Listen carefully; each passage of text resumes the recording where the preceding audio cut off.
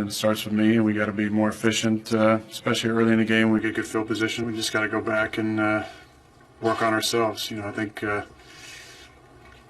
today was definitely a winnable game. We just didn't execute as well enough as we wanted to on offense, and obviously in the other two phases as well. But Minnesota lost again. We're a game back. We're kind of right where we were last week. We'd obviously love to be standing up here and after a win, but right now we got to work on ourselves and get this thing turned around.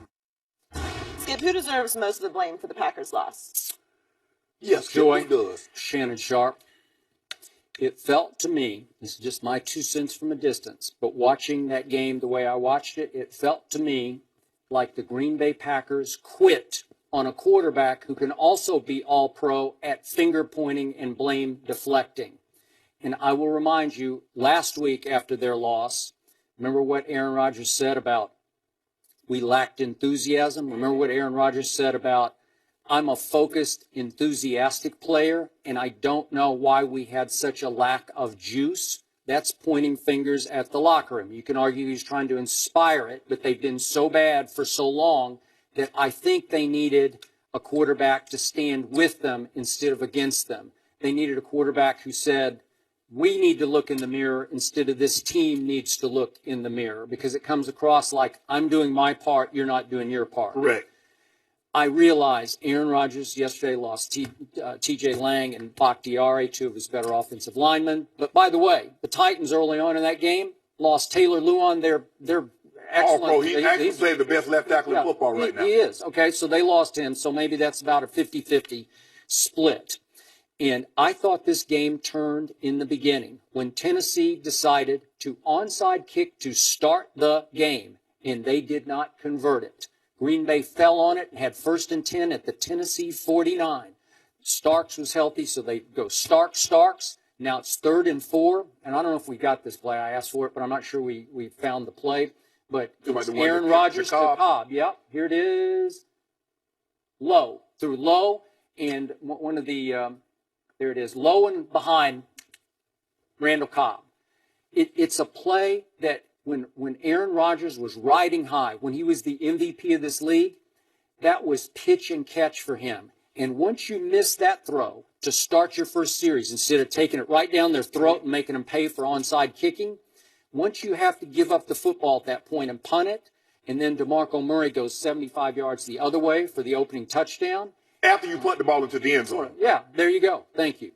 Then you're off to the wrong races, and you wind up down 21-0 after one quarter. That's a sign that a team has given up. And Aaron Rodgers had his receivers. He had Devontae Adams. He had Jordy. Devontae had a career-high 156 yards. Now, you can say a lot of them were garbage time yards, but Jordy caught 12 for 126. Cobb had only 4 for 31, so I don't know what his wavelength or loss thereof with Aaron Rodgers is. But Ty Montgomery was there. Richard Rodgers was there. They still have enough weapons that they had a chance to get back in that game. They had late chances, and Aaron Rodgers continued to miss big late throws that could have gotten them within 12 in the fourth quarter. And maybe they could have put the pressure back on the home team that hasn't been that good this year.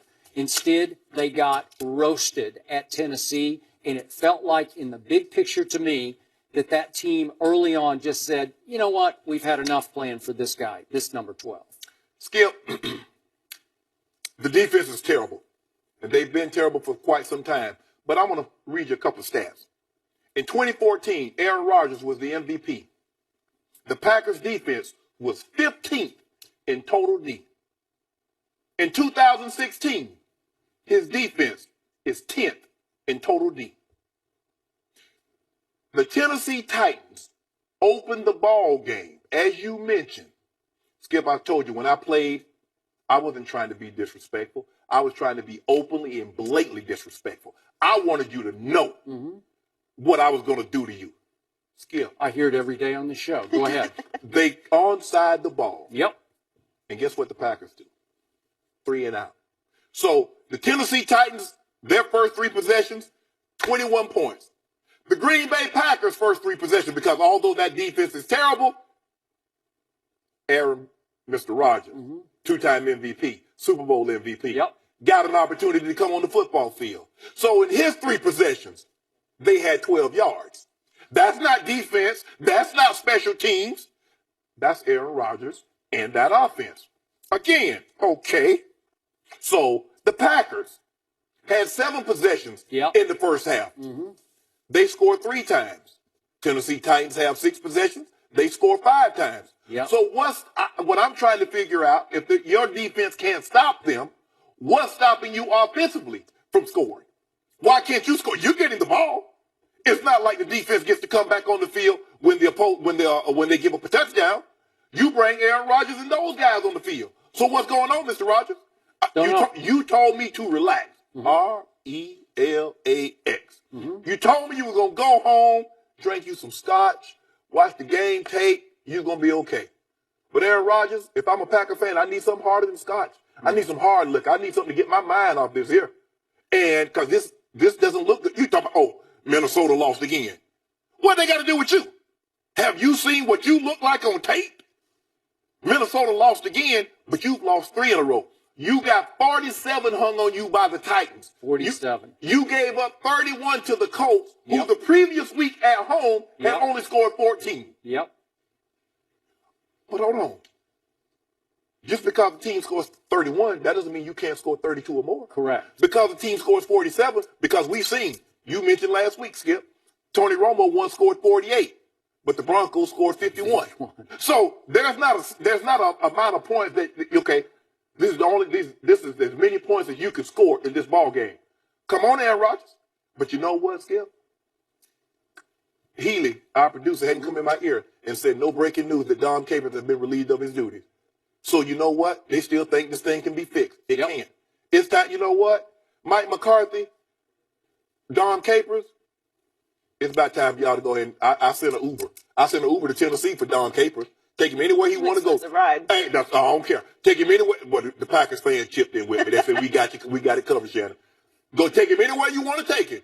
But don't you bring him back to Green Bay. Mike McCarthy, I got limo service waiting on you because you were the head coach. You did win a Super Bowl. And he is calling the plays again, obviously. But I'm Ted Thompson. Hey, you need to start getting some better players in there too now. So this thing is enough to go around. But I'm not gonna place it all in. The defense is terrible. Let's not kid ourselves. They're bad.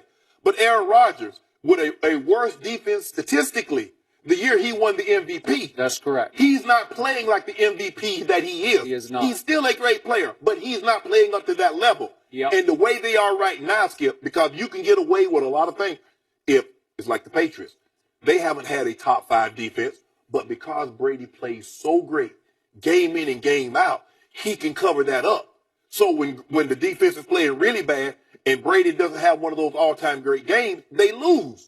That's just the way it works. So quarterback, Aaron Rodgers, you're all-time great. You can't go 3 and out. You can't get 1 first down in your first 3 possessions when your defense, you know early on, Skip, I would know early on whether or not what we had to do, especially offensively when I was in Denver or when we was in Baltimore. Look, I get it. But when your defense is struggling, you go 3 and out, the team goes 75 yards. You can't go 3 and out again, Skip, and put them back on the field. Cannot. And that's what's happening. By comparison, Dak Prescott's defense, which is not very good, yesterday in Pittsburgh gave up 448 yards to Ben Roethlisberger and company, 30 first downs and 30 points. And obviously, Dak got stripped on the first possession. And Ben goes whoosh, whoosh, whoosh, scored. They went for 2 and missed, obviously, but it's quickly 6-0. Did the Dallas defense quit? Did Dak quit? Nope. They just hung in and hung on and hung in and hung on. And all of a sudden, Dak pulled off scoring 35 points to 30 for Ben. Well, did Aaron Rodgers' group hang with him? Did they try to fight for him? No. Did they try to hang in? Nope, they did not. They gave up 21 first quarter points to a not very good team. And you have 15 third down opportunities. You go 4-15. That's 27. That's 27%. Not good. Who do you think you're going to beat? If you continue, here's the thing, Skip. The Cowboys know their defense isn't very good. That's not their strong suit. So what do they try to do? Possess the ball. They try. So Aaron Rodgers, you see your defense is struggling, and you continuously go 3 and out. What do you expect to happen? Not only are they struggling, but they're not creating turnovers. See, if your defense is bad, and they can, like New Orleans. See, New Orleans defense, even when they won the Super Bowl, they weren't that good, but they were very opportunistic. Sharper.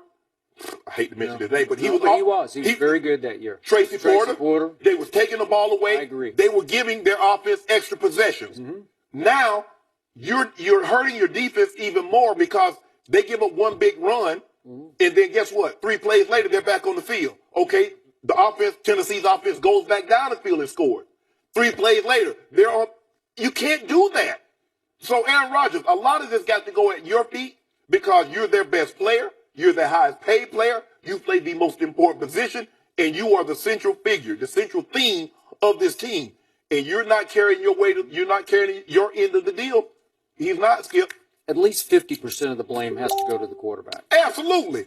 Absolutely. 1,000% agree with that. It always rubs me the wrong way whenever they mention a different team when explaining what happened in your game. Why do you want to hear about Minnesota? Yeah, I don't worry about. I didn't worry about what Seattle was doing because Seattle used to be in our division. Obviously, Skip, you know that. But and the Raiders and the Chiefs. So when I was in Baltimore, I didn't worry about the Steelers or the Bengals. That was the Jacksonville. They were in. Well, first of all, why am I watching this? Why am I watching them? And first of all, how did you know? You playing. Right. Y'all playing simultaneous. It's very confusing to me. Coming up, who is more valuable to the Cowboys right now, Dak or Zeke? Michael Lombardi joins the debate next.